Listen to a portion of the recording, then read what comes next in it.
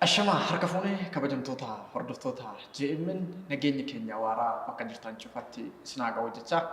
Egaa fuula JMN yeroo muraasaaf walirraa badneeti kan turre saniif of koltii isin gaafachaa JMN walitti deebineeti kan jiru.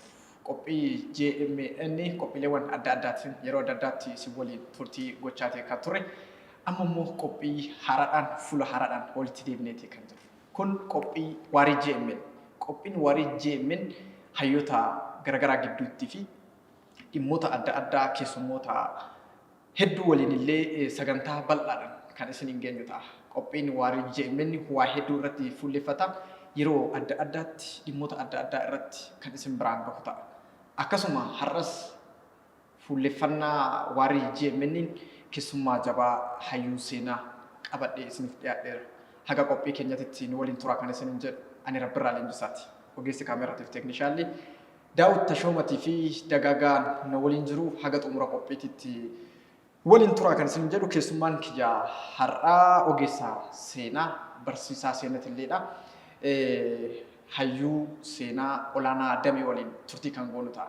Turtiin nuti har'aa hayyuu seenaa olaanaa damee waliin taasisnu immoo dhimmoota fuula keenya duraa keessayyuu ayyaana Adwaatiin wal qabatee injifannoon Adwaa fuula keenya duraa kabajni waggaa isaa dhufaatii kan jiru isaan wal qabatee seenaa Adwaatiin injifannooleewwan turan seenaa isa dura turee fi seenaa Adwaa keessatti raawwatame eenyuun immoo akka raawwatame bal'inaan hayyuu kana waliin isin waliin turtii kan goonu ta'a.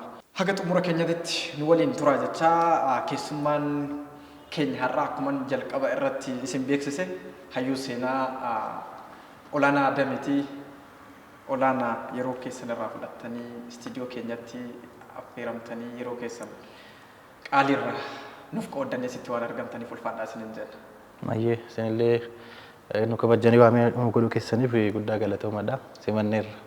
Hayyee egaa kun qophii waarii JMN qophii waarii JMN immoo kabaja ayyaana Adwaa fuula keenya duraa dhufaa jiru wal qabatee akka hayyuu seenaa tokkootitti waa'ee dhimmoota Adwaadhaan wal qabatan keessattuu Adwaan injifannoo Adwaatiin dura osoo as dhuftee Xaaliyaaniitiin dura maaltu ture kan jedhume as dhuftee Xaaliyaanota irraa haa kaanu gara weerara isheetitti illee otoo seeniin tura.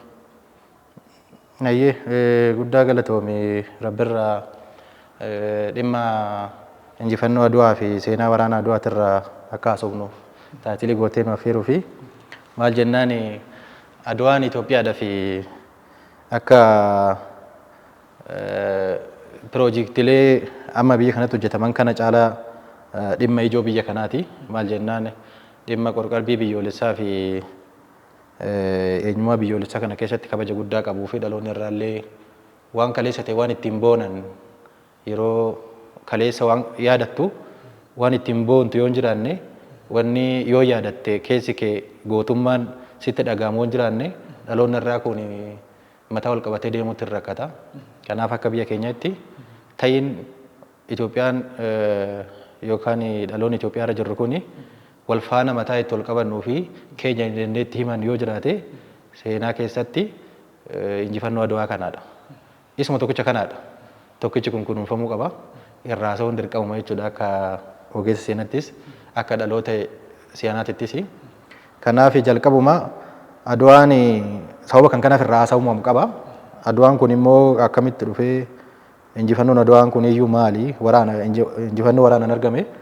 Garuu eenyu faana kan jedhu Xaaliyaanii faana maal taanaan Xaaliyaanii fi Itoophiyaa waraanatti seenanii Xaaliyaaniinis injifatamtee Itoophiyaanis injifatte kan jedhu as dhuftee koloneeffattoota Awurooppaa ilaaluu ta'a. Sanaaf Xaaliyaaniin biyya kanarraa fedhii kolonii qabdi. Yeroo sun akkuma addunyaatti yeroo itti biyyoonni Awurooppaa yookiin immoo koloniyaal paawar jennuun kuni warri yeroo sanatti humna jabaa qaban Afrikaanota kana fedhii garaagaraa barbaadaa turan. Sababni isaa biyya isaaniitti warraaqsa warshaalee isa jennu industiriyaal riivoluushinii booda biyya sanatti biyya dulloomte ta'aa jira biyyi isaanii. New Area isa jedhan barbaadu jechuudha. Fresh Area isa jennu. Fresh Area kana immoo akka sadiin barbaadu. Tokkoffaa warshaalee biyya isaaniitti babal'ate kanaaf mi'a dheedhii barbaadu. Lammaffaa warshaalee biyya isaanii jiru kuni mi'a dheedhii fudhatee gaafa oomishu lafa gabaa barbaada. lafa gabaa kanaafis mi'a dheedhii kanaafis biyya haaraa barbaada. Inni sun immoo Eeshiyaa fi Afrikaa ta'ee argame jechuudha.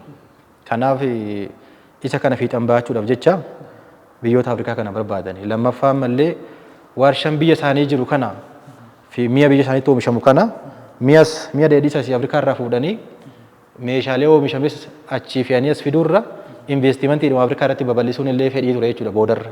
Suni boodarra. Jalqabarra garuu mi'a dheedhii booda iddoo gabaa sadaffaan amma warshaadhuma sanayyuu gara na fiduutitti deemaniiru jechuudha investimentiidhaaf. Kanaaf fedhii kanaaf jecha biyyoonni Awurooppaa baay'een isaanii Afrikaa dhufanii isaan keessaa akkuma biyyoonni Afrikaa baay'een fedhii biyyoota Awurooppaa kaan ta'anii Itoophiyaanis fedhii kolonii Xaaliyaanii ta'uudhaaf dirqamte jechuudha yeroo sanaa.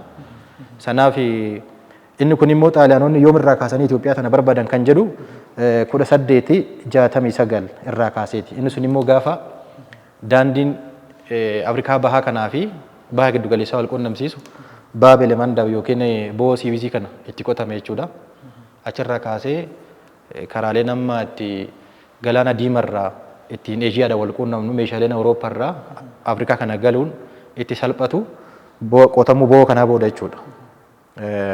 1969 achirraa miilli Xaaliyaanotaa yeroo jalqabaatiif baha Afrikaa ejjete. Yeroo jalqabaatiif gaafa baha Afrikaa ejjetu kana kaampaanii dhuunfatu biyya kana dhufe. Awurooppaanonni uumama isaaniitiin gaafa sirna kolonii sana dhufanii jalqaba kaampaanii dhuunfatu dhufe jechuudha. Individual kaampaanii jedhan. Individual kaampaanii booda European government yookiin mootummaa biyya sanaatu dhufe. Jalqaba kaampaanii erganii kaampaaniitu biyya kanatti biizinesii hundeesse. Kanaaf 1969 Roobertiinoo kaampaanii kan jedhamu isatu lafa Itoophiyaa kan ture yeroo sana Asab qabate jechuudha. Asab kana buufata daldala Asab kaampaaniin kun ni qabate. Turtii waggoota muraasaa booda private kaampaanii kanarraa gara Itaaliyaan government yookiin mootummaan Itaaliyaanii kaampaanicha buufata kana fudhate. Yoomidha 1882. Amma already Xaaliyaaniin Itoophiyaa qabachuudhaaf fedhii agarsiisaa jirti jechuudha. Eegalli kaampaanii sun hafee mootummaan Xaaliyaanii dhufe jechuudha. Mootummaan Xaaliyaanii buufata Asab fudhatee jira. Achirra dhaabbatee lafa Itoophiyaa kan haaraa barbaadutti eegale. Amma seenaa waraana Aduwaa fi dhufaatii Xaaliyaanii gaafa laallu barri biraa bara 1885tu bara murteessoodha. Barri sun immoo ammas bara itti Xaaliyaanonni buufata daldalaa biraa yookiin immoo buufata Itoophiyaan qabdu tokko kan biraa fudhatteedha. Matsawaa kan jennu kana jechuudha. Lafti kunneen kan sana dura lafuma Itoophiyaa turanii. Matsawaan kun tooftaadhaan Ingiliziin dabarsitee isaanii kennite. Ingiliziin naannoo kana fedhii waan qabduuf tooftaadhaan otoo Itoophiyaan hin beekin Xaaliyaanii dabarfamtee kennamte jechuudha matsawaan tun. Kanaaf amma Xaaliyaaniin Itoophiyaa irraa buufata lama godhatte. Buufata Asabii fi buufata matsawaa kana jechuudha. Achirra dhaabbattee gara Itoophiyaa lafa kaanitti gadi bobba'uu eegalte. Achirratti beezii ijaarte jechuudha. Militarii beezii kana jechuudha. Dura lafichi lafa daldalaa ture. Lafa daldalaa irraa gara militarii beeziitti jijjiiratan. Achirratti kaambii waraanaa ijaarratanii Itoophiyaa gara kaanitti gadi babal'achuudha jechuudha. Lafoota hafan qabachuudhaaf yaalii gaggeessanii. Jalqaba irraa kan Xaaliyaaniin naannoo kanatti fedhii maaliif agarsiifte kan jedhu qotamuu bo'oo siwiizii kana wal qabateeti jechuudha. 1969 lafti kun lafa daldalaa ta'e argame jechuudha. Commercial area ta'e argame. Sababni isaa maaltu as jira? Galaana diimarraan karri ittiin Eejiyaanii fi Awurooppaanonni Afrikaan itti wal quunnaman ardiileen kun sadan jechuudha. Gama kanaa wal quunnaman. Lafa amma Baabel Mandab jennuun qotamuu bo'oo siwiizii kanaan wal qabatee fedhiin Awurooppaanonni baha Afrikaa irratti qaban ni dabalee jechuudha. Naannoo buufata galaana diimaa kanarraan mi'oota galchanii baasuun biizinasii eriyaa ta'e argame jechuudha. Kanaaf dhufaatiin Xaaliyaanii kanaan wal qabataa jechuudha. Jalqaba fedhiin Xaaliyaanonni gara Itoophiyaa dhufanii otoo gara waraanaatti hin seeniin akkaataan isaan itti dhufan fedhii daldalaati naannawa galaana diimaa irratti uumame baha Afrikaa ittiin gara baha giddu galeessaa quunnaman Eeshiyaa fi Afrikaan itti wal quunnaman haalli salphannaan yookaan mijataan uumamnaan wal dorgomuu eegalanii jechuudha. Yeroo itti keessattuu Xaaliyaaniin biyya Itoophiyaa dhuftee yeroo itti isheen dhuftutti waa lamatu ture jedhama. Yeroo hedduu keessattuu warri akkuma fincilu yookiin ofirraa dhorkuudhaaf fincilaa turan akkuma jiran gareen simatan illee akka turan kaasa iddoo tokko tokkotti seenan. Mee sanaan wal qabsiisee simannaan Xaaliyaaniin yeroo gara Itoophiyaa dhuftu simannaan Xaaliyaanii maal fakkaata ture? Gaaffii bareedaadha. Itoophiyaa qofa osoo hin taane Afrikaa dhumtiyyuu gaafuma sirni kolonii Eurooppiyaan koloniin kun gaafa gara Afrikaa dhufu Afrikaanonni waan kana toleedhanii jaalatanii fudhanne baay'een isaanii morman jechuudha. Isa sana immoo geessonni seenaa sadarkaa sadiin kaasanii ilaalan. Mormii otoo hin qabamin dura akka hin qabamneef faccisuu jechuudha. Resistance jennaani. Kan biraa immoo erga qabamanii jara harkaa bahuudhaaf qophii qabsoo taasisan. Struggle for independence jennaan sana. Sanaaf qabsoo sana booda immoo bilisummaa isaanii mirkaneeffachuudhaaf godhame jechuudha. So otoo hin qabamin dura jara ofirraa hambisuudhaaf qabsoon godhamee jira. Biyyootuma Afrikaa kan keessatti iyyuu. Erga qabamaniis immoo tole jedhanii harka kennanii hin teenye. Karaa danda'anii karaa nagaatis karaa waraanattis lolaa turan jechuudha. Bifa bittinnaanis bifa qindaa'anis. Sanaaf Itoophiyaan illee gaafa Xaaliyaaniin dhuftu Xaaliyaanii kana harka bal'isanii hin simanne ni mormanii jechuudha. Fakkeenya 1885 akkuma ishiin kaaba Itoophiyaa kana naannoo Matsawaa kana guutuu qabatteen yeroo sana biyya keenya kan bulchaa turanii Itoophiyaa irraa kanas ta'uu baatu maqaa Itoophiyaatiin kan biyyi aangoon harka jiru mootii Yohaannis Afuraffaa ture jechuudha. Mootii Yohaannis Afuraffaa fedhii Xaaliyaanonni Itoophiyaa qabachuuf gootu kana bishaan nyaachisanii ture yeroodhaaf. Gama hoogganaa waraana isaanii fi harka mirgaa isaanii kan jedhamu Raas Alulaa Abbaa Naggaatiin. Raas Alulaa Abbaa Naggaa jara kana fedhii isaanii sana yeroodhaaf 1887 lola Doogaal irratti Xaaliyaanota rukutee injifannoo ajaa'ibaalee irratti argatee ture. Amma Xaaliyaanonni mo'amanillee duubatti deebi'uudhaaf fedhii hin qaban. Namni yoo ruku seenaan kun xiqqoo adda ta'a Xaaliyaan irratti. Mo'amanii jiru garuu deebi'aan jiran. Eessa dhaqu jarri kun kan jedhu tarii intarvii kee fuulduratti yoo na gaafatte deebisuu hin dandeenya. Namni yoo waraana moote biyyaaf biyya silaa biyya isaaniitti deebi'anii galuu qaban. Xaaliyaanonni garuu waraana Doogaal irratti hooggansa Raas Alulaa kanaan akka malee rukutamanii mo'amanis deebi'anii gara biyya isaanii galaan jiran. Ammallee of ijaaranii deebi'anii Raas Alulaas haa ta'u mootii Afuraffaa sana Yohaannis Afuraffaa mo'atanii Itoophiyaa qabachuudhaaf fedhii isaanii kan qaban jechuudha. Gaafa kana jennu kaa akkuma Raas Alulaa fi mootiin Yohaannis Afuraffaan kun lolan kana Xaaliyaanii namni simate hin jiru. Hundumtuu akkuma Yohaannis Afuraffaa fi Raas Alulaa kanatti Xaaliyaanii rukutanii deebisanii kan jedhu gareen isaan simate jira. Tarii simannaan isaanii suni waa lamaaf jira. Yeroodhaaf humna isaan irraa argatanii qabsoo biyya waliin qaban biyya keessatti waliin injifachuudhaaf. Fakkeenya warri aangoo Yohaannis morma yeroo sana Taklaa Hayimaanoot Goojjam irraa ni jira. Nugus Taklaa Hayimaanoot kan jennu Nugusa Shawaa kan jennu Minilik hin jira. Amma keessayyuu Minilik yeroo sanatti Nugusa Shawaati mootii Itoophiyaan ta'ani. Sanaaf waliigaltee lichii agiriimentii irratti wanni isaan Yohaannis wajjin walii mallatteessan ni ture jechuudha. Yeroo weerarri biyya alaa nutti dhufee lamaan isaanii wal ta'anii weerara biyya alaa ofirraa dhowwuu akka qaban. Minilik immoo mootii Shawaa akka ta'e. Yohaannis Afuraffaa mootii mootota Itoophiyaa akka ta'e walii mallatteessanii turan. Minilik garuu sana cabsuudhaan hariiroo biyyoota alaa wajjin uumee jira. Sunillee sana keessatti daangeffamee ture waliigaltee lichii agiriimentii kana irratti waliigaltee biyyoota alaa uumuu kan danda'u mootii mootota Itoophiyaa qofa ture. Yohaannis sana jechuudha. Minilik garuu Yohaannis ittiin dadhabsiisee aangoo qabachuudhaaf jecha Xaaliyaanii wajjin waliigaltee uumee beektee. Amma laal isaan dhufanii Matsawaayyuu kan qabatan 85. Minilik garuu dursee 76 irratti Xaaliyaanii wajjin hariiroo uumee jira jechuudha Shawaa irratti. Hariiroo uumuu qofa osoo hin taane Maarafiyaa Mareet kan jedhamu lafa isaa iddoo qubannaa isaaniif kennee jira. So Xaaliyaanonni otoo lolan eegaliin Itoophiyaa seenanii turan jechuudha sana dura jiru. Kun daldaltoota fakkaatanii seenanii jiru. Kun immoo qorattoota fakkaatanii gorsitoota fakkaatanii seenanii jiru. Sana dura waliigaltee lama waliin mallatteesse Minilik jechuudha. Otoo aangoo hin qabatin. Sun kan maal godhuu fi dippiloomaasii isaa wajjin uumee mooticha Itoophiyaa sana dadhabsiisuu fi gaafa meeshaa waraanaa argatellee rukutee moo'uudhaaf jechuudha. Sanaaf akka ati jette gareen Xaaliyaanii simate jira, gareen Xaaliyaanii morme jira.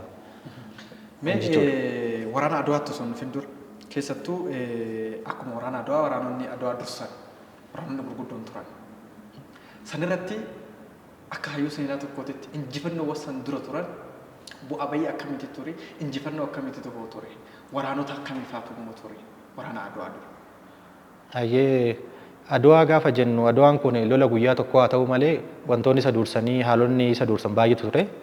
Amma namni lola guyyaa adwaa sana isa maarchi waan yookiin immoo akka biyya keenyatti guraandhala 23 gaggeeffame kana isa qofa kaasuu dhaqu garuu sana dura waraanonni turanii fi haal dureewwan baay'eetu ture. Gama Itoophiyaatiinis gama Xaaliyaaniitis.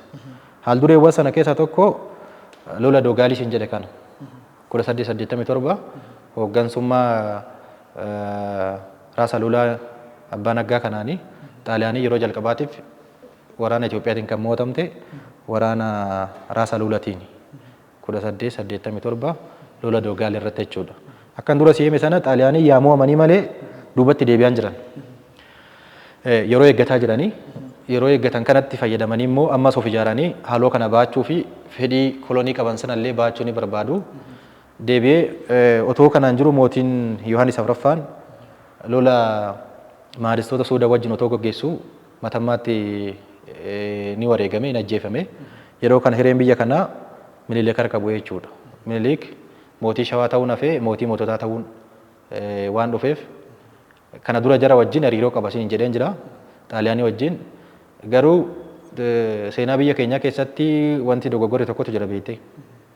Qabsoo biyya keessaa keessatti qabsaa'onni yookaan immoo mormitoonni aangoo qabachuudhaaf gaafa jedhanii biyyoota alaa wajjin ta'aniiti qaama ittiin mormaa jiran sana kuffisuu yaalu. Inni sun Minilik irratti waan uumamedha. Yohaannisis yeroo isaaniitti Teediroos irratti yaalii sana yaalee jira Naapiir Foorsii wajjin. Garuu dabaree hundi isaaniiyyuu caarraa sun isaanuma muddachaa deema. Amma Minilik duraan Xaaliyaanii wajjin hojjechaa ture siin jedheen jira. Gaafa aangoon isaa harka dhuftu Xaaliyaanonni isaafis hin taane jechuudha. Garuu abshaalummaa Minilik maal ture waliigaltee dafee wajjin marratteesse. 1889 akkuma mootii Yohaannis ajjeefameen Minilik kun aangoo erga qabatee mootii moototaa ta'ee dafee Xaaliyaanota wajjin waliigaltee jabaa tokko mallatteesse. Waliigaltee suni wucaalee agreement isa jennu waliigaltee wucaalee kana. Waliigaltee wucaalee kana Minilik maal godhaa tokko yeroo bitannaadhaa jedha ogeessonni seenaa akkatti itti ilaalanii. Yeroo sana kaayeetu otoo ittiin mormee humnas waan hin qabneef Xaaliyaanota kana ofirraa deebisuu waan hin dandeenyeef yeroo bitatee booda yala dhaabbachuuf waan jedhamu jira. Tarii immoo achirratti dogoggorri dippiloomaasii raawwateeraa warri jedhanis jiru. Dogoggorri dippiloomaasii raawwateeraa warri jedhanii keeyyattoonni yeroo sana mallattaa'an ni turanii keeyyattoota 26 keessaa keeyyata 3 fi keeyyata 17 keeyyata rakkoo qabu jedhamee kaa'ama ogeessota seenaa biratti. Sababa waraana Adwaatiif garuu keeyyata 17 sababa guddaadha jedhama. Garuu seenaa Itoophiyaa keessatti lafa Itoophiyaan kiyya jettee himatu Eertiraa kan itti dabarfamtee kennamte keeyyata 3ffaa sanaadha. Waliigaltee wucaalee keeyyata 3ffaa irratti lafti har'a laga Marabii ol jiru yookiin immoo Eertiraa irraa kuni Xaaliyaaniidhaan karaa seeraa kennameef jechuudha. So Xaaliyaanonni Eertiraa irratti waliigaltee seeraa qaban, heeyyama seeraa qaban Xaaliyaaniin Eertiraa qabachuudhaaf. Kanaaf seenaa Itoophiyaa keessatti gaafni Xaaliyaaniin dabarfamtee orma taate guyyaa sana jechuudha yookaan bu'aa keeyyata kanaati jechuudha. Keeyyata 3ffaa waliigaltee wucaalee. So gaafni itti Xaaliyaaniin Eertiraa qabachuudhaaf heeyyama seeraa mootummaa Itoophiyaa irraa yookaan mootii Minilik irratti argatte keeyyata 3ffaa kana maaltu gara waraanaatti isaan geessee waan jedhutu gaafiin ka'uu qaba. Ergaasitti walii galanii akkamitti immoo waliigalteen kun deebi'ee wucaalee tiriitiin waraana Adwaatiif sababa ta'a. Asiinuu Xaaliyaaniin Eertiraa qabachuudhaaf waliigaltee seeraa argatte heeyyama seeraa argatte. Akkamiin immoo gama waraanaatti galte kan jedhuuf keeyyata 17ffaa jennu kana. Keeyyanni kun afaan lamaan barraa'ee jira. Waliigalteen kun humti Itaaliyaan veershinii fi Amaarik veershinii jenna yookiin isa afaan Amaariffaan barraa'ee fi afaan Xaaliyaaniffaan Laatiniidhaan barraa'ee jira. Sanaafi wanni afaan Laatiniin barraa'e sunii fi Amaariffaan barraa'e qabiyyeen isaa gargarii jedhu. Hayyoonni seenaa tokko wanni Minilikiyyuu dogoggorsiise kanaa jedhu. Fakkeenya keeyyata 17ffaa kanarratti Itoophiyaan hariiroo biyyoota alaa wajjin uumuudhaaf afaan Amaariffaatiin kan barraa'e biiroo fi imbaasii warra Xaaliyaanii itti fayyadamuu dandeessee jedha gargaarsaaf. Fakkeenya Xaaliyaaniin Itoophiyaan Ingilizii wajjin hariiroo uumuu yoo barbaadde karaa dippiloomaatota warra Xaaliyaanii fayyadamuu dandeessi. Wanti ishii rakkisu yoo jiraate. Kuni filannoodha optional jedha. Isa Laatiniidhaan barraa'e garuu Itoophiyaan biyyoota alaa kan wajjin nu hariiroo uumuudhaaf eeyyama eenyu gaafachuu qabdi Xaaliyaaniitiin ta'uu qaba jedha karaa Xaaliyaaniitiin. Kun immoo maal agarsiisa? Itoophiyaan Xaaliyaaniidhaan qabamuusaa agarsiisa. Gaafa kana dhaga'anii mootiin Itoophiyaa Minilikis ni didee jechuudha kanarratti. Itoophiyaan biyya bilisa taate walaba taate ofii ishiin of dandeechee dippiloomaasii uummachuu dandeechuu malee biyya heeyyama Xaaliyaanii eeggattu miti yaaduu kana kaasee Xaaliyaaniin biyyoota Awurooppaa akkamiin beeksiftee Itoophiyaa akka kolonii ishii taate akka qabatteetti beeksifteerti jechuudha. So walitti bu'iinsa sirraa eegala. Minilik biyya kana kan bulchaa jiru ana Itoophiyaan biyya birmadummaa qabdu kanaaf biyya kan wajjin walii galtee ofii keenyaa gochuu dandeenyadha. Xaaliyaaniin gaafa kana beeksiftu akka sirreessituuf deddeebisee gaafata jechuudha. Xaaliyaanonni garuu kana sirreessuudhaaf fedhii hin qaban. Inumaa kana qabatanii kana akka seeratti bu'uura seeraatti fayyadamanii lafa Itoophiyaa harka jirtu hundayyuu fudhachuudha kan isaan barbaadan. Sanaaf waliigalteen Wucaalee keessaa keeyyan 17ffaan sababni inni itti waraana Aduwaatiif sababa ijoodha jedhamuuf haala kanaaf jechuudha.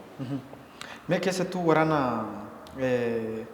Aduwaa dura waraanni jajjaboon loloonni gurguddoon akka turan kaasteetii kan jirtu seenanis kanuma akeeka. Sana wal qabatee Aduwaan guyyaa 23tti waggaa waggaadhaan kabajamu kun immoo waan adda isa godhu qaba. Waan adda isa godhu waan qabuuf addatti guyyaan kun kabajama jechuudha. Mee kanaan wal qabatee lolota tura sanarraa Aduwaa wanti lola guyyaa tokko kana keessatti wanti adda isa godhee guyyaan kun akka kabajamu taasisee maali? Gaafii murteessaadha gaafiin kun waraanota Aduwaa dursanii dhufanii fi haaldureewwan Itoophiyaa irraanis haa ta'u Xaaliyaan irraan turan kan jedhu akkan sii kaase injifannoon Aduwaa waraana Itoophiyaatiif injifannoo jalqabaa miti. Maaliif yoo ta'e kana dura waraana Doogaal irratti Raasa Luulaan injifannoo argatee ture. Jarri garuu deebi'aan jira siin jedhan jira. Ammallee waraana biraatiif deemaa jiran. Erga mootiin Minilik aangootti dhufees illee Wucaalee xiriitii kanarraan sirreessuun erga hafee yookaan waliigaltee Wucaalee kana sirreessuu didanii gara waraanaatti seename. Gaafa irra deddeebi'ee mootiin Minilik xalayaa kanaan akka isaan sirreessan gaafatu jarri fedhii dhabnaan waliigaltee Wucaalee addaan kutuusaa 1893tti ni beeksisee jechuudha. Waliigaltee Wucaalee kaansel godheera yookiin kana booda Itoophiyaan fi Xaaliyaaniin hariiroo hin qabnu jedhee tooyi. Fi birmadummaa Itoophiyaa mirkaneessee jechuudha xalayaadhaan biyyoota Awurooppaatiif. Xaaliyaanonnis gaafa kana dhaga'anii gara tarkaanfiitti seenan waraanaan Itoophiyaa qabachuu yaalan. Gaafa kana qophii laf jalee waggaa 3 godhame.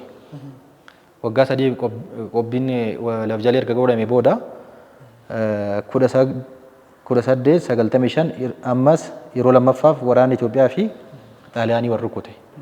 Yeroo kana lola Ambaalaagee jennaan jechuudha. Ambaalaagee achirratti illee waraanni Itoophiyaa ammas injifannoo argate. Eenyutu hoogganee Fiitawuraarii Gabayyoo Gurmuutu waraana kana hoogganee jechuudha.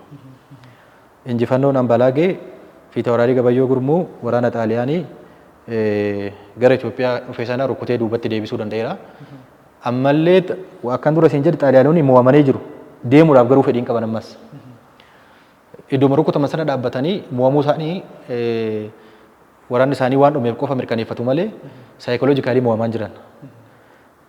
Ammallee itti fufan deemsa isaanii of ijaaranii waraana itti fufanii Jaanuwaarii 7/12/1896 jechuudha. Ammallee waraana biraa banan waraana san waraana Maqaleeti. Waraanonni kuwa waraanota Aduwaa dursanii dhufanidha beektee.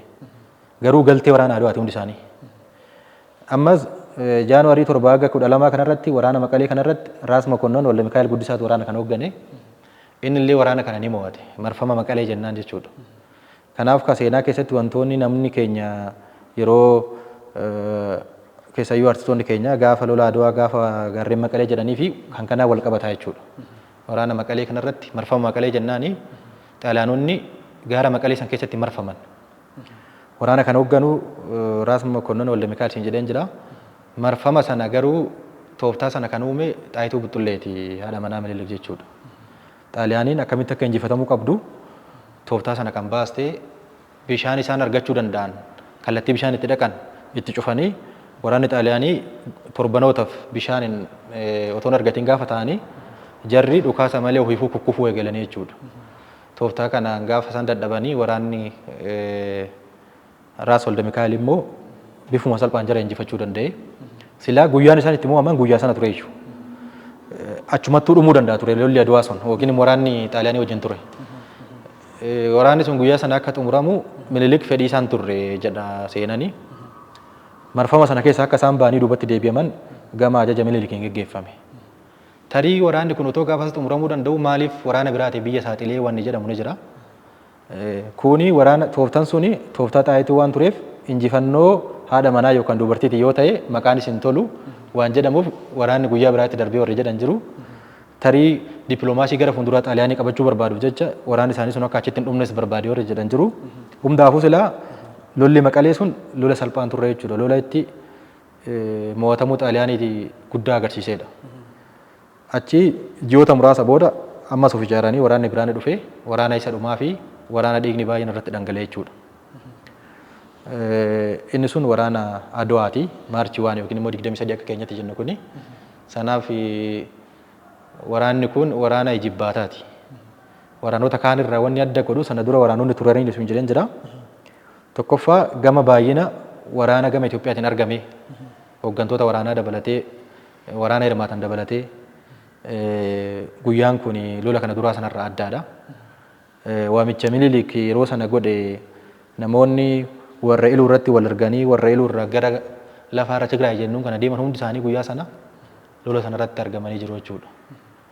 Sanaaf tokko kan adda godhu kanaadha. Lammaffaa xaaliyaanii yeroo dhumaatiif lola kanarratti mo'atamtee duubatti deebiteerti jechuudha. Waan kaan irraan adda godhu Doogaal irratti mo'atamtee isin jedhan jira. Garuu duubatti hin deebine. Ambaalaag irratti mo'atamtee jirti. Garuu duubatti hin deebine. Lola Maqalee irratti mo'atamtee garuu duubatti hin deebine. Lola Adwaa kana garuu yeroo dhumaatiif xaaliyaanii kufaatee ishii bartee mo'amuu ishii amantee gara duubatti deebitee jechuudha. Tokko wanni adda godhu isa kanaadha jechuudha. Hayyee kabajamtoota hordoftoota JMN kun qophii waarii JMN qophii waarii JMN egaa dhimma Adwaatiin wal qabatu hayyuu seenaa waliin isin biraan gahaati kan jirru dhimma Adwaa irratti immoo wanti fuulleeffanneef akkuma jalqaba irratti kaasee kabajni ayyaana Adwaa fuuldura keenya dhufaa waan jiruuf yeroo hedduu dhimma seenaatiin wal qabatee biyyi teenyallee sablameen biyya kana keessa jirullee dhimma seenaa fi seeneffamaa irratti yeroo baay'ee wal dhabdeen kan jiraatu kanumaan wal qabatee injifannoon Adwaa kun eessarraa haga eessatti ture eenyuun immoo ture kan jedhu ammallee isiniin kan geenyu ta'a ammallee nu duukaa bu'aan affeerraa keenya. Egaa olaanaa dhimmoota injifannoo Adwaa kanaan wal qabatee keessattuu Adwaan kun akkuma ati kaaste wanti adda isa godhuuf xaaliyaaniin harka kennachuu isheeti. Inni ijooni kana wal qabatee egaa xaaliyaanii kana ofirraa faccisuudhaaf yookiin ofirraa deebisuudhaaf gootonni jajjaboon Itoophiyaa lola kanarratti hirmaatan fardeen biyya kana hedduu dabalatee warri seenaa Adwaa galmeessan egaa maqaa yaamuun ni danda'ama. Sana wal qabatee mee otoo gamsanatti hin dhufin dura.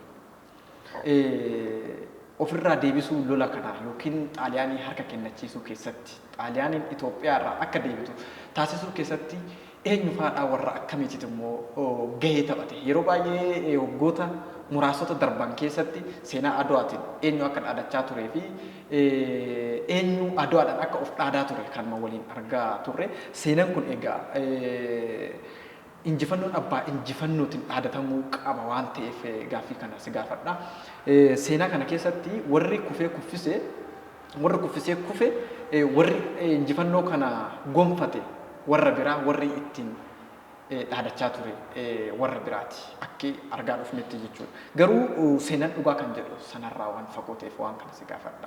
Gaafa gaarreen Adwaa gaafa Maqalee sana warri kufee kufe warri injifannoo sana galmeesse warri weerartuu xaaliyaanii sana harka kennachiise warra akkamiiti warri sun hoo seenaan isaanii maaliif dhokate dhoksuunoo maaliif barbaachise seenaan akka hojjetametti maaliif barraa'aa hin turre maaliif akka mootichi ofii isaatii barbaadutti fireem ta'eetu barraa'aa ture yeroo sanaatitti akka hayyuu seenaatitti waan kanarraa maal kaastaati maal immoo taasifamte? Akkuma jalqaba sii kaase sana injifannoon Adwaa Itoophiyaadhaa fi injifannoo lola tokko mo'atanii darbuu qofa osoo hin taane maal waan seenessa biyyoolessaati. Seenessa biyyoolessaa yookaan immoo kabaja biyyoolessaa biyya kanaati beektee. Sababni kabaja biyyoolessaa biyya kanaati ta'ee fi sana kabaja biyyoolessaa biyya kanaa gateetti immoo seenessa biyyoolessaa qabaachuu qaba ture beekta. seenessa biyyoolessaa sana qabaachuun hafee kana dura seenessa qeenxee qaba. Inni sun immoo itti yaaddameeti. Itti yaaddamee gatii fi ifaajee gootota baay'ee ifaajee sabaaf sallamootaallee lafa balleessuudhaanii kan namoota barbaadamee qofa booldi ta'ee barreeffamaa ture seeneffamaa ture jechuudha. So cubbuun seenaa fi seenessi sobaa biyya kanarratti raawwatame keessa tokko akkaataa itti yaadannoon Adawaa dhaloota amma kanaaf seeneffamaa ture sun namoota fedhii addaa qaban qofaaf barraa'aa ture isaan qofaanis himamaa ture. Sun immoo tarii yeroo sanatti bara sana of harkaa qabu warroota akkasii waan ta'aniif carraadhuma kitaaba barreessuu yookaan immoo seenaa himuu kanallee kan qabu isaan waan ta'eef namni biraa isaan jala dhaabbatee lakki kun sirrii miti jedhuun hin turre jechuudha. So tokko asirraa ka'a seenichi dabsamee himamuun sirriidhumaa siin jechuu barbaadeen. Warri dhugaa qabu warri dhuguma lafeen isaanii waraana kanarratti cabee dhiigni isaanii dhangala'e qixa sirriin seenaan isaanii himamaan turre. Sun immoo maalirraa ka'a tokkoffaa hayyoonni seenaa birallee rakkoon ni jira. Hayyoonni seenaa kunillee fedhii gartokkee qaban. Fedhii gartokkee kanarraa gara fedhii walootti deebisuun fedhii biyyoolessaatti deebisuun gahee hayyotaati siin jechuun barbaada. Kanaaf eenyufaatu hirmaatee maaliif seenaa biyyoolessaa yookaan immoo dhaadannoo yookaan gootummaa biyyoolessaa ta'aayyuu kan jedhu sanarraa kaane akkasiin jedhe Xaaliyaaniin gaafa cabsitee biyya kana humnaan qabachuudhaaf murteessitu mootiin Minilikis murteen inni fudhate waamicha haadhaa gochuudha biyya kanaaf. Waamicha haadhaa inni biyya kanaa godhe yennaa xirriisa jedhan barreeffama isaaniitiin sababa sablammoota biyya kanaa kana waamicha godheef jechuudha. Innis garaagarummaa amantii garaagarummaa saboota gidduu jiru otoo walirratti hin ilaalin garaagarummaa aangoo fi gita bittaa waliin qabnu wal jidduutti qabnu otoo hin ilaalin warra dhufee nu cabsuudhaa deemu kana akka waliin taanee walirraa deebisnu kan jedhu Minilik xalaan inni barreessu sun waamichi inni biyya kanaa godhe sun waamicha seena qabeessa fi gara nyaattee qabu ture qabiyyee waamicha sanaa nan beeka waan ta'eef keessa darbee warra haadha manaa keenyallee nurraa fudhachuu deemu jedhee barreesse uummata argachuuf jecha. Xaaliyaaniin dhuftee biyya kana qabannaan lafa keenya miti haadha manaa keenyayyuu isaantu fudhachuuf deema. Kanaaf warra akkanaa kana uummanni Itoophiyaa waliin taane saba Salomoon biyya kanaa waliin taane akka cabsinu gaafa jedhu ofirraa deebisnu akka jedhu uummanni biyya kanaas waamicha sanaan Minilik hin qaanessine. Sabab sablammoota hundarraa kutaa biyyattii yeroo sana Itoophiyaa keessatti bulan. Wanni seenaa biyya kanaa keessatti wanni isaa adda godhu biyyi kun yeroo sana reefu humnaan ijaaramaa jirti. Matuma isaa Minilikiin ijaaramaa jirti. Naannoon Minilikiin humnaan cabanii biyya kana keessatti bulan mataan isaanii Minilik humnaan nu cabse jedhanii waan sana lafatti hin ganne. Waamicha sanarraa hirmaatanii jiru jechuudha dhaqanii. Yoo agartee adeemsa lafa babal'ifannaa fi gittaa bittaa babal'ifannaa Minilik gaggeesse gara kibbaa kanarratti baay'een isaa karaa waraanatti ture. Warri kun garuu waraana hin cabne humnaan Itoophiyaa ta'an jedhanii waamicha Itoophiyaa irraa hafne jechuudha.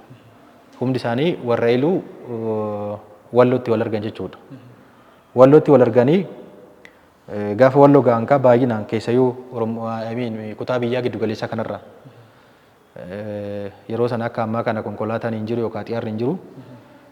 Inni lafoon deemu deemee inni kun fardaan kan deemanii farda illee qixxuma nama keenyaati seenaa du'aa fi waraana Xaaliyaanii kanarraa kan seenaa qooddatu. Gootonni baay'een waama maqaa isaanii kaasnu kun warroota fardaan lolan jechuudha. Achitti fardaan loluun yaafu asii garuu wanni ittiin maqalee ga'an asii waan ittiin warra iluu ga'an fardaan jechuudha. Lafa kiiloomeetira 700-800 deemanii achi ga'uuni. Sanaaf warra iluu irratti erga wal arganii booda wantoonni waraanni amma isin jedhe kun hunduu ergasii gaggeeffame. Gabayyoo gurmuufaa giddu galeessaa deemanii baalchaafaa giddu galeessaa deemanii raasma konnoffaan warra giddu galeessa kanaati.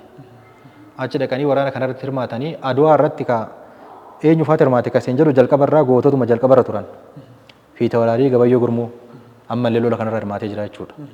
Kan biraa Raas Mokonnon Walda Mikaa'el Guddisaa inni Maqalee irratti ammas waraana muuxannoo qabanidha. Inni illee achirraa qooda fudhatee jira jechuudha. Raas Alulaa Ingidaa achirraa qooda fudhatee jira jechuudha.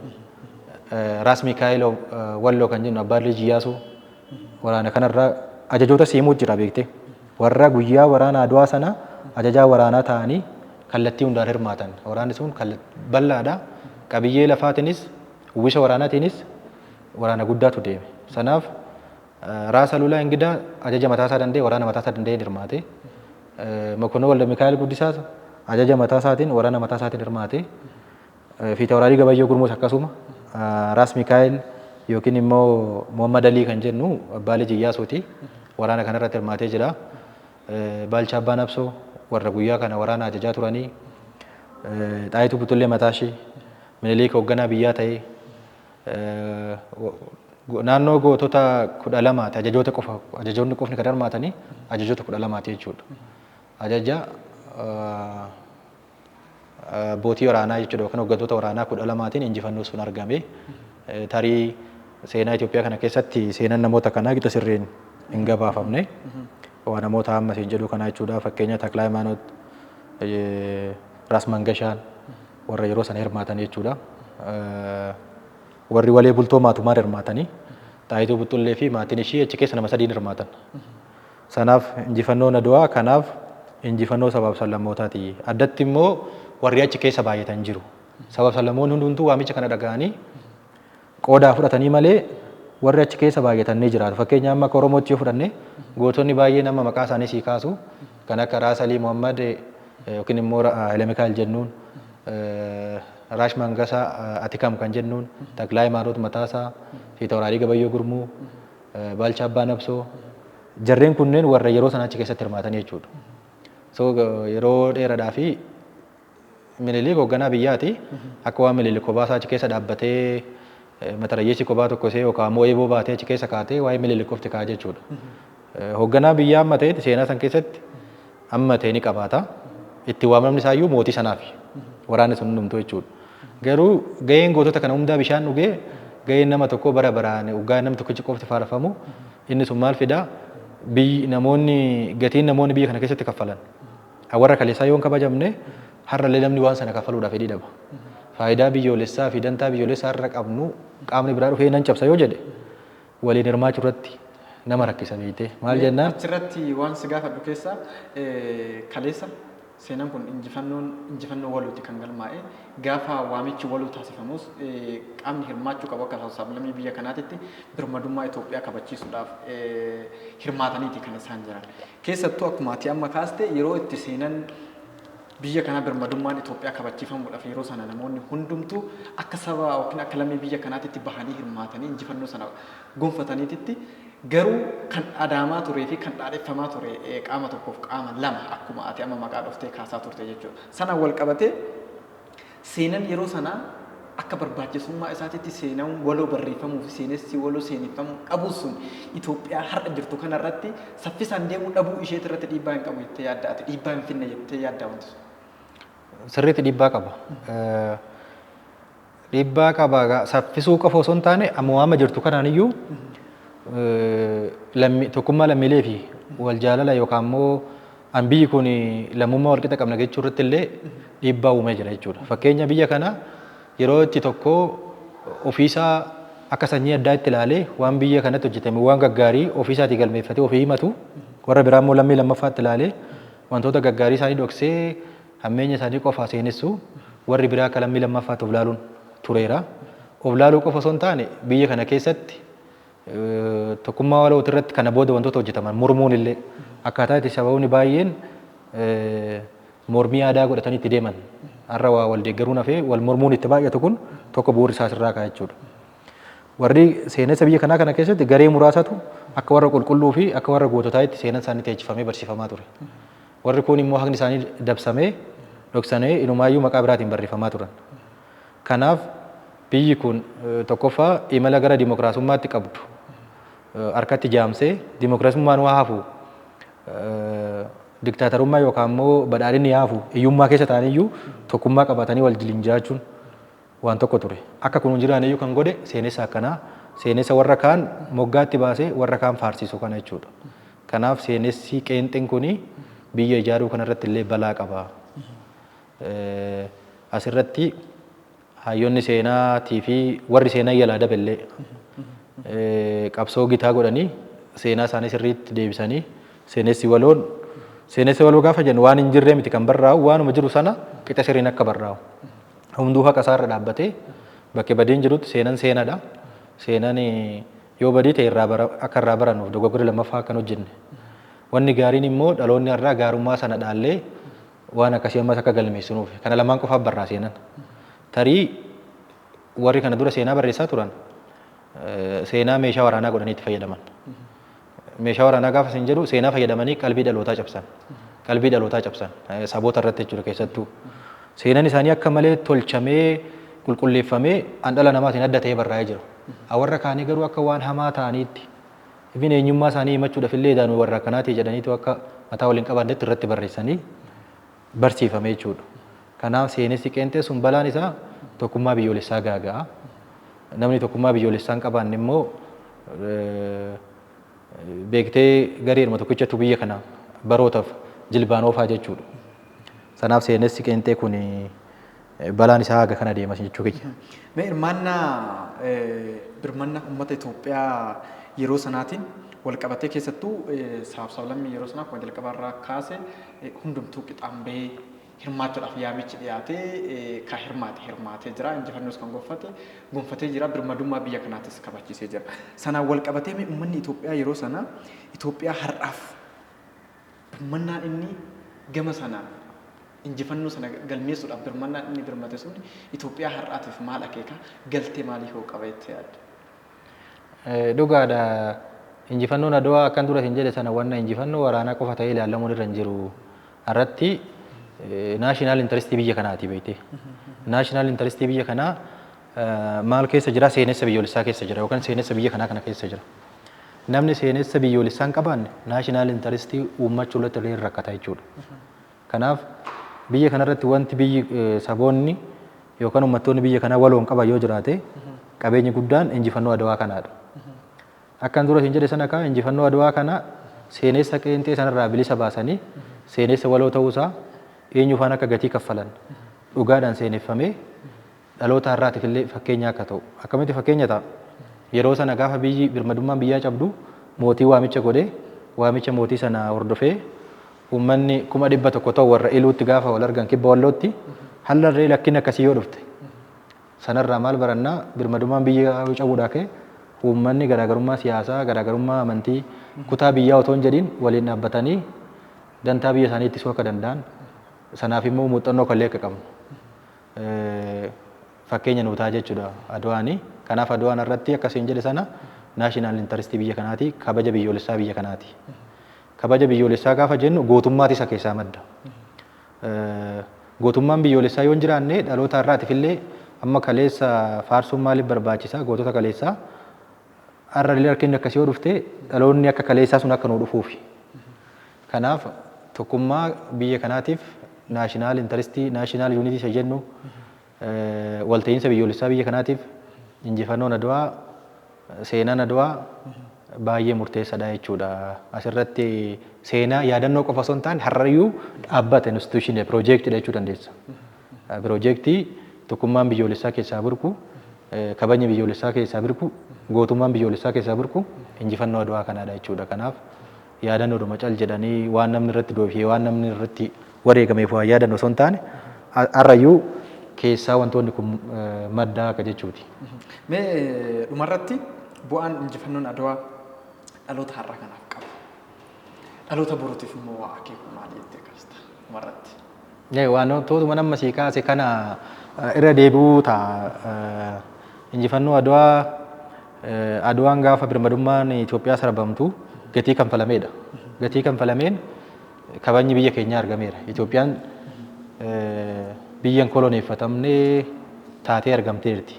Kuni seenaa keessatti dubbisnee yookaan barreessinee waan dabarre qofa osoo hin taane tokkoon dhaloota biyya kanaa kana keessatti imeejii uumuu qaba yookaan fakkaattii uumuu qaba beektee. Fakkeenya akkuma Afrikaatti ilaalle injifannoon Adwaa Afrikaadhaafuu gatii qaba. Afrikaadhaaf gatii qaba. Afrikaa qofaaf osoo hin taane immoo uummata yeroo sana kolonii jala turanii qabsoorra jiran garuu jalaa bahuudhaaf madda jabina qorqarbii isaanii ture beektee. Fakkeenya biyyoonni Afrikaa baay'een erga sanaa hin dandeenya miira jedhutti seenan. Sana dura miirri faranjoota yookaan warra adii mo'anii lolanii mo'achuu jedhu sun gurraachota biran turre. Erga injifannoo Adwaatii booda biyyoonni Afrikaa baay'een isaanii sabboonummaa isaaniis ni dabale. Lammaffaa miirri loltuu yookaan qorqarbii loltoota Afrikaadhaa ni ijaarame jechuudha. Kanaaf injifannoon Adwaa dhaloota Itoophiyaa qofa osoo hin taane injifannoo miira gootummaa fi sabboonummaa Afrikaanotaa iyyuu ijaareedha. Har'allee yoo ta'e balaan akkasii uumamee jirra warra adii irraa qofa osoo hin taane yeroo itti biyya tokko humnaan biyya biraa cabsuudhaa ka'e biyyi sun akkamittiin akka of ijaaree eenyummaa biyyoolessaa walabummaa biyyoolessaa isaa kabachiifachuu danda'u akka seenaatti daawwitii godhannee yookaan hidhannoo godhannee waan of fuulduratti ilaaluudha jechuudha. Kanaaf dhaloota Itoophiyaadhaaf illee injifannoon Adwaa eenyummaa biyyoolessaa keenyaa irraati beekte. Eenyummaa biyyoolessaa akkasiin jedhe waan waloodhaan qabu. Kan hundi keenya iyyuu keessatti of laallu. Kuni warraa baluuti jennee kan dhiisnu osoo hin taane lafee keessaa qabna lafee keenyatti itti cabee dhiiga keenya gootota keenyatti itti dhangala'ee kanaaf eenyummaa biyyoolessaatii jechuudha daawwitii keenyadha. Dhaloota har'aatiif wanni eenyummaa caalu hin jiru beekte. Yoo eenyummaan jiraate namni eenyummaa irratti waliin galle waan kaan irratti waliin galu. An jalqaba ati rabbirraa ta'uu siin beekne ati nanaas obsiiftuu jechuudha. Jalqaba maqaa keetiin rabbirraan akka itti rabbirraa baafate situ beeka. Himattee waan ati himatte sanaas beekuun irra jira jechuudha. Kanaaf eenyummaa waliin kabaju taanaani namni waan biraa irratti waan biraa waliin kabaju. Akka Itoophiyaatti immoo eenyummaa waloo nuti qabnu eenyummaa injifannoo Adwaa kana. Injifannoon Adwaa tokkoon sababoota biyya kanaa waan keessatti of ilaala waan ta'eef tokkummaa biyyoolessaati akka jechuu barbaade. Haa ta'u walii yeroo keetirraa fudhatteen waliin turtii waan gooteef ulfaadhuuf yeroo keenya kabajuuf jecha qophii keenya har'aa asuma irratti kan goolamu ta'a. Ayyee isinillee guddaa galatoomaadha. Itti fufaa isin hin jenna wantoota seenaadhaan wal qabatan. Seenaan soora eenyummaati. Dhaloonni seenaa hin qabne waa himachuus hin danda'u. Walillee hin kabaju. Maal jennaan namni akkan ture isin jedhe sana maqaa wal gaafachuun kun maqaa na waamtee ani maqaa si waamee waliin haasa'uun waan seenaadhaan waan dhageenye waan jiruuf. So namni maqaa hin qabne namni eenyummaa hin qabne bineensota kaanii fi uumama kaanii wal fakkaata. Kanaaf seenaa irratti akka kana xiyyeeffachuun illee gahee miidiyaati galatoomaa isiniin jedha. Ulfaadhu yeroo kee fudhattee turte waan waliin taateef maqaa miidiyaa keenyaatii fi maqaa dhaggeeffattoota keenyaatiin galatoomaa isin jedha. Ayyee galatooma.